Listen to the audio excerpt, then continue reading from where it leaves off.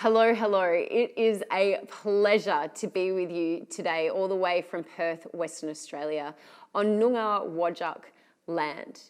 And I want to take a moment to pay my respects to the traditional custodians of this land, the Noongar Whadjuk people, to honour their elders, past, present, and emerging. And I invite you, wherever you are in this world, to just pause for a second, acknowledge the land that you are on, and take a moment to consider how it is that we honour those that come before us, how it is that we can learn from the deep, deep wisdom that exists in our First Nations people, how we can learn from the deep, great knowing that exists in our Indigenous cultures, because now more than ever, we need wisdom. Now more than ever, we need connectedness, we need self-awareness, we need togetherness. So I'm going to kick off with a question around that self-awareness that I mentioned earlier.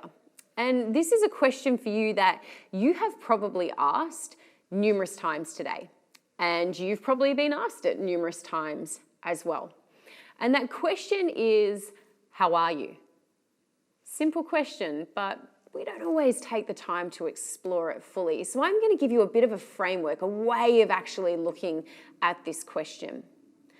This is an emotional thermometer. You will see that the emotional thermometer has two sides, an unpleasant side and a pleasant side. We don't use words like negative or positive when we speak about emotions, because as human beings, when we hear the word negative, it automatically indicates bad. It says that we should stay away from it, we shouldn't experience it. And that is just not true when it comes to our emotions. As human beings, we need to experience a full range of emotions.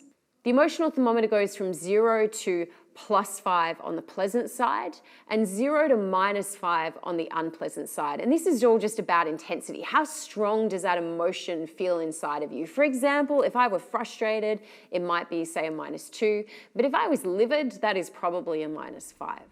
So how are you? Take a moment right now to pause. Check in with yourself.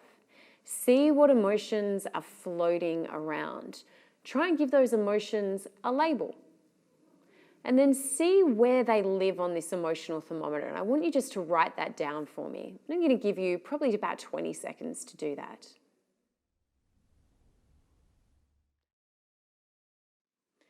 You'll probably notice that there is more than one emotion present. And this is completely normal, as emotions rarely exist in isolation. So whatever shows up for you, allow it to be and jot it down.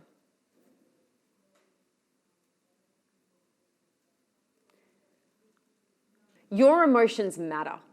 They impact everything. Your ability to learn, your relationships, attention and memory, decision-making, and mental health. There are a lot of large organizations that we work with who are starting to use emotional check-ins like the one you just did at the beginning of meetings to understand where people are at, what support people need, and to help people consider the type of work that they should be doing.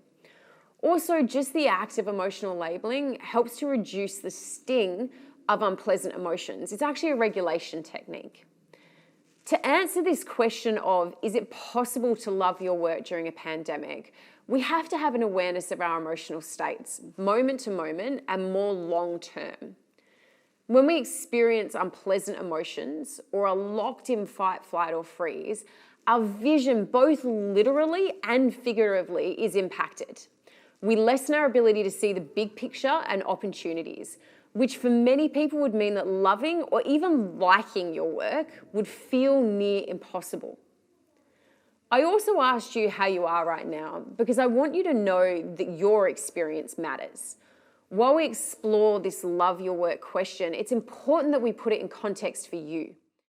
It would be easy for me as a middle-class white woman living in Western Australia, barely impacted by COVID-19 here, to be with you today and proclaim that yes, it's possible to love your work. Everyone can love their work during a pandemic. But actually, my story is not the only story. My story isn't the one of the corporate executive who has been in lockdown for months in an apartment with children, and they feel isolated, burnt out, and disconnected. My story isn't one of a single mother who is working 2 jobs as an essential worker, one at the grocery store and another as a delivery driver, to be able to put food on the table whilst being terrified of bringing COVID-19 home to her family. My story isn't one of the person who loved their job but lost it during the pandemic due to downsizing. My story isn't the father who loves his job but can't even think about that right now because his 15-year-old son is suffering from severe anxiety and panic attacks about being back in a physical school environment. I want you to know that your experience and your story matters. Other people's stories and their context matters. There's research that shows that 2 out of 3 people believe that the pandemic has made them a better person, that it created space for them to reevaluate what is important to them. Many of them actually even felt embarrassed by what they had previously placed importance on, including how they measured success. There's also research that shows that diagnosed rates of anxiety and depression have risen dramatically. This is new data from Roy Morgan, and it shows that over 8.5 million Australians aged 14 and over reported suffering from a mental health condition during the nationwide lockdown in June of this year, which is up from 7.7 million in the March quarter of this year. It's an increase of around about 800,000 people. Anxiety was the most common mental health condition experienced by 5.5 million Australians in the lockdown period. That's an increase of around about 1.1 million Australians from pre-COVID data. Of great concern for a lot of people is that there was a sharp rise in Australians suffering from depression during the lockdown period. It was reported by over 3.8 million Australians. So, 2 out of 3 people believe that they are now a better person because of the pandemic. Anxiety and depression has dramatically increased. These seem at odds with each other. So which one is true? The reality is both. And too often we live in this zero-sum world where we think it's this or it's this, when the truth is much more likely that that or in the middle is an and. And we need to empathetically create space for people's stories so that everybody can be heard. We need to listen.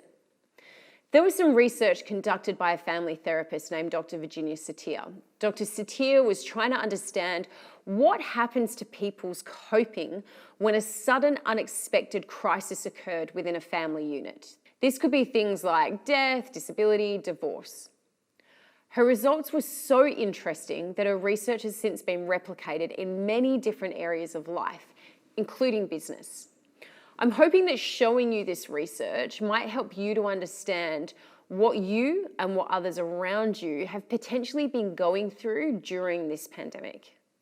So this graph represents some of her research. If we look at the grey dotted line, this is representative of people's day-to-day coping. You can see that it's pretty consistent. It's pretty flat line. We have a few variations, which is largely due to tiredness.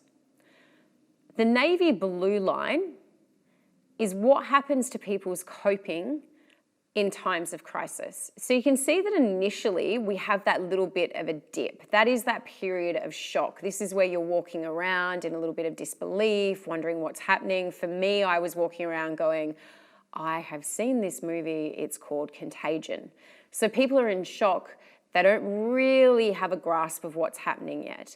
But pretty quickly we come out of shock and we spring into action. We start controlling the controllables. This was really, really evident in Australia when we had a toilet paper shortage. People were trying to control their physical environments, trying to make sure that they were stocked up at home. But eventually, that action wanes and we start to slip down. Confusion sets in, doubt, maybe there's fear, frustration, some anger. This is a place of uncertainty. And I think that that has been true for everybody during this pandemic. This pandemic is filled with uncertainty for people. And eventually we hit the bottom of this curve. Eventually, though, people come out of this. Humans have this amazing capacity for recovery, for growth, for resilience. And we see that people start to gain a little bit of understanding. A little bit of control comes back in their environment, in the work that they do, in their relationships. And they gain a little bit of confidence. And then we start to have hope for what a new future may look like. And for many people, their coping goes back to normal levels. But there's this group of people, and surprisingly, it's actually quite a large chunk of people, where their coping actually goes higher than it was at baseline. Now, you'll notice down on this graph that we have this piece that says benefit finding.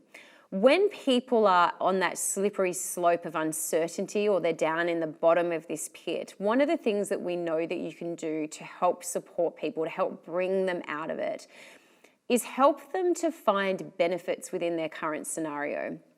This does not mean that we reduce the pain or the suffering that they are going through. It does not mean that we discount that. We can say things like, yeah, you know what, this is really hard and I'm here with you in this. But we ask them to try and find the benefits that have also arisen in this scenario.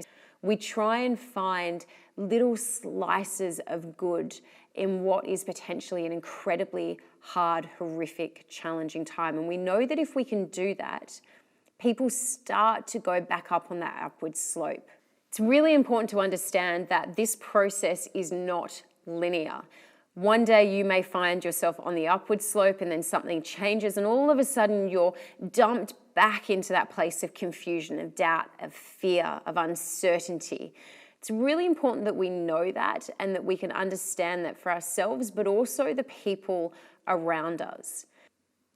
When we ask the question, is it possible to love your work during a pandemic? It's important to understand that everyone is at a different stage and we have to meet people where they are at. We have to meet ourselves where we are at. If people are in survival, feeling fear, anger, worry, uncertainty, then it may be harder for them to love their work. It may be harder for them to connect into their deeper purpose or their why. However, we do know that connecting into your purpose during times of chaos can be supportive to individuals.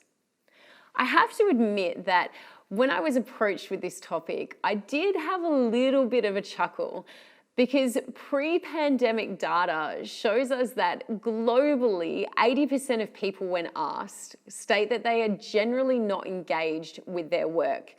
80%. So perhaps the question we should be asking is simply, how do you love your work? Not, is it possible to love your work in a pandemic? And this is a question I have personally explored in depth, probably more depth than I would like. About 7 years ago, I got to understand what happens when a human has become too far removed from their purpose, their personal values, and maybe removed from actually loving their work. Has anyone ever heard the saying, break down to break through? Well, it was definitely one of those pivotal moments for me. We know we're going to have these defining moments, these pivotal moments in our life. We have marriage, we have births, we have deaths, we have these big life changes. What you don't expect, however, is that one of your defining moments, one of your pivotal moments is going to happen to you in a public toilet in Bondi, which is actually where my story unfolded. But to get you to that part, I have to take you back quite a bit to when I looked more like this. I was born in England to an Australian mother and an English father.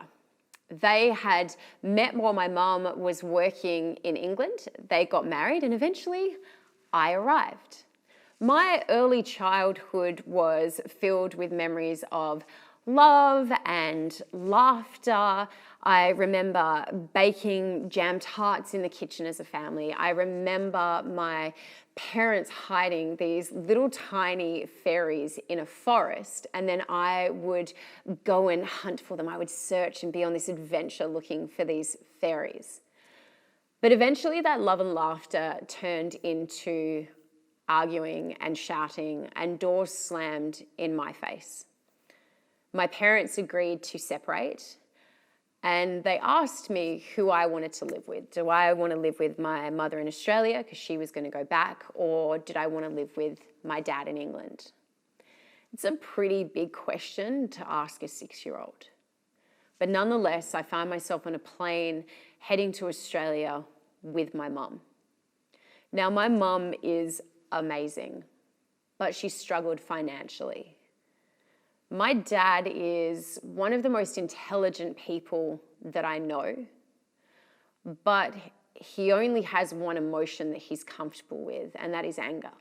He's pretty emotionally challenged, and every emotion that he experiences, he turns into anger because it's all that he actually knows. My relationship with my dad slowly started to change once I got to Australia. The contact became less and less until one day he was just no longer there. Now, I wore that abandonment as a chip on my shoulder for a very long time. I had the stereotypical questions going round and round in my head of, why wasn't I good enough to love? Why wasn't I enough for him? Why wasn't I enough for him to hang around?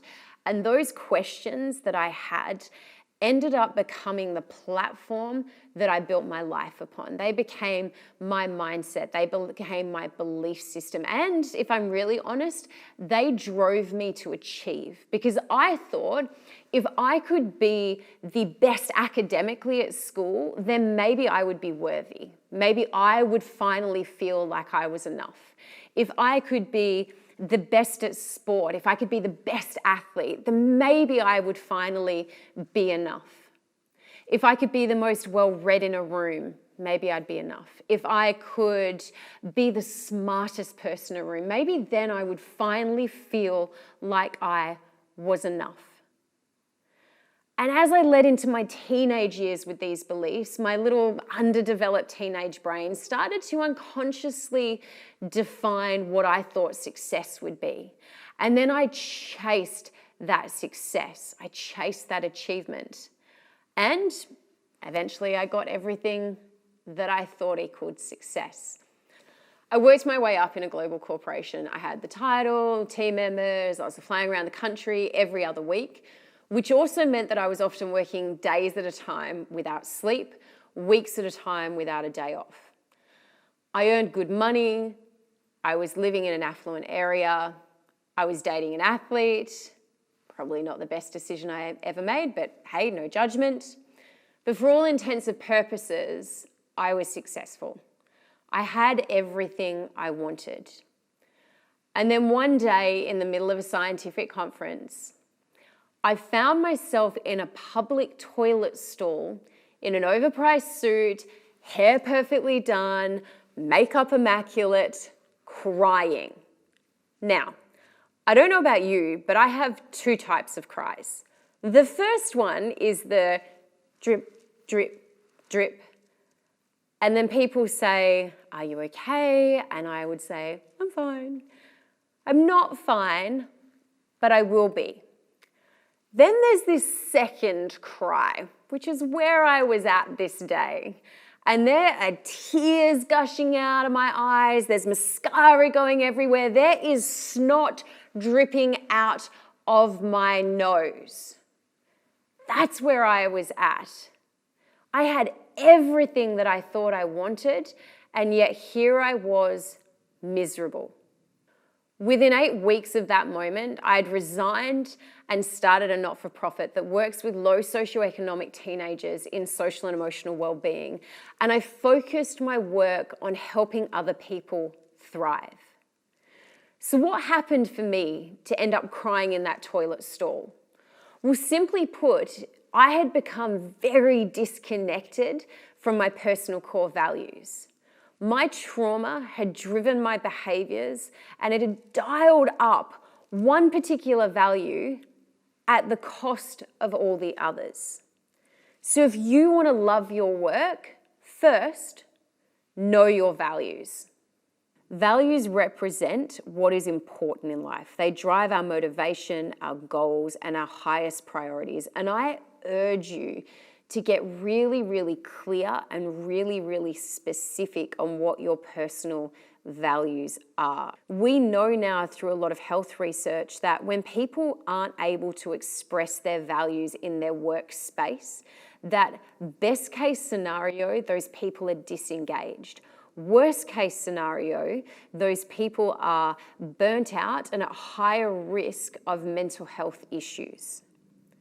So once you're really clear on your values, ask yourself, how are you living those values daily?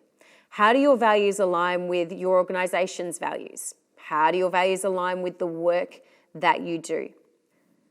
To love your work, the second thing that you need to be clear about is your strengths. Get clear on your strengths. What are you great at? Include strengths of character. For example, fairness, perseverance, love, as well as more tangible strengths like ideation or project managing, maybe bringing people together. Once you're clear, again, ask yourself, am I using these strengths daily? How and when do I use these in my work? And is there one thing I could do to increase the use of a particular strength this week? Because we know that people that use their strengths are happier, are more connected to their work, are more engaged with the work that they are doing. The third piece that I want to say to you as you start to explore what it means to love your work is get clear on what you want. What are your non-negotiables? And I want you to keep this really open and broad.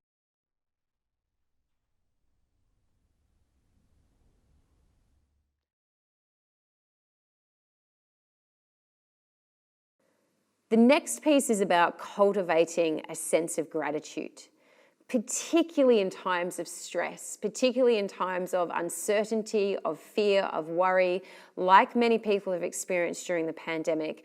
An attitude of gratitude is critical. It challenges a wiring in our brain called the negativity bias. It's a bit of a hangover from caveman days, but it means that we are wired to see the negative in a situation first.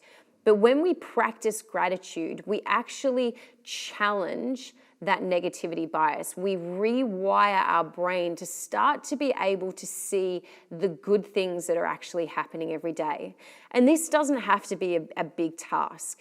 You know, I hear a lot of people talking about, every night before you go to bed, write down 3 to 5 things that you're grateful for. And sure, awesome. If that works for you, fantastic. But actually, research from Sonia Lyubomirsky shows us that we don't actually even have to practice gratitude every single day to have the wonderful effects of practicing gratitude. You might choose to do it 3 times a week.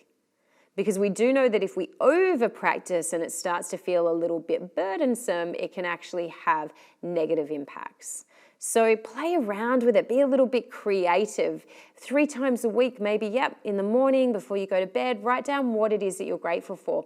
Ask yourself, what went well today? How can you focus on the good in today? Because even in those bad days, there are glimmers of good. And it's about being a bit of an adventurer, a bit of explorer to be able to find those pieces of gold, those pieces of good that actually happen in our days. So really cultivate an attitude of gratitude. So the next question I have for you as you explore how it is that you can love your work is to know what you are passionate about, what is important to you.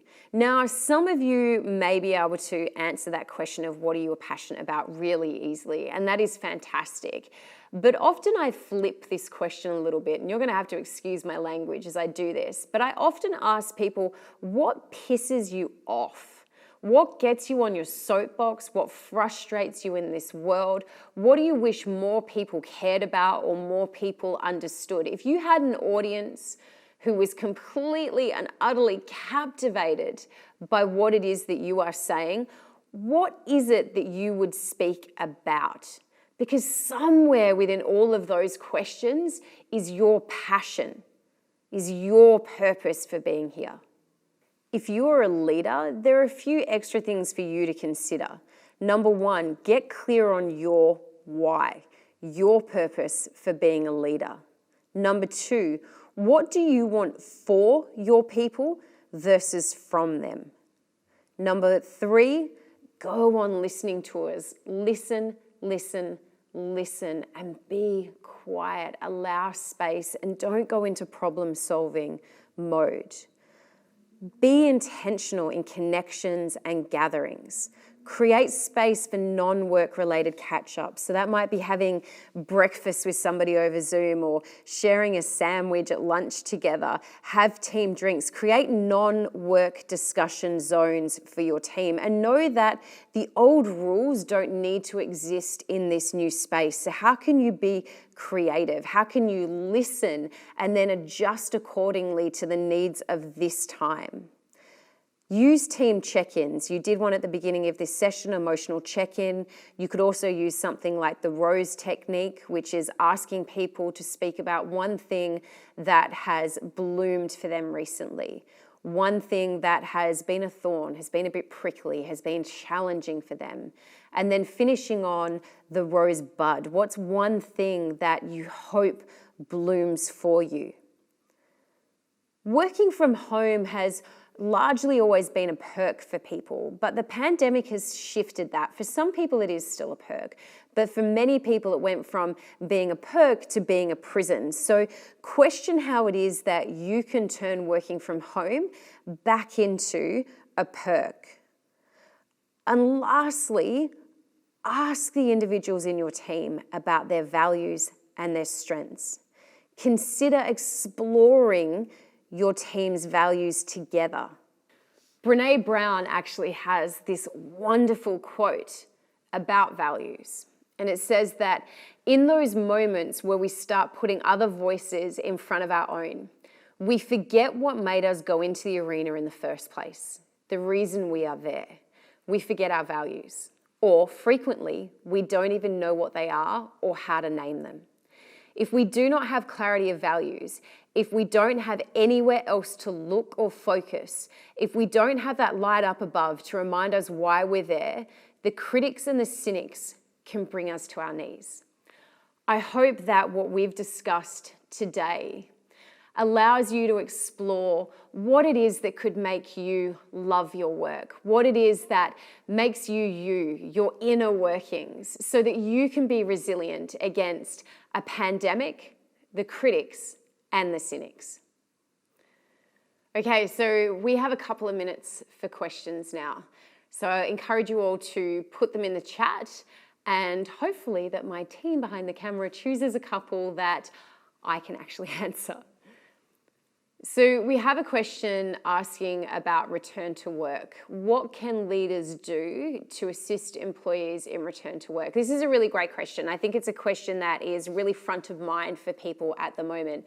But firstly, I actually really want to challenge the language that is used here. I want to challenge the word return. I keep hearing this over and over again, this return to work. We're not returning to work. We have been working for all of 2020. It's just that that work has looked different from the space that we're in. Our workspaces, our way of working may have been different, but we've actually been working. So maybe this is a transition back to a physical space. Maybe it's a blended work. I don't know what the right language is necessarily, but I know that we need to stop saying return to work because it suggests that we haven't been working.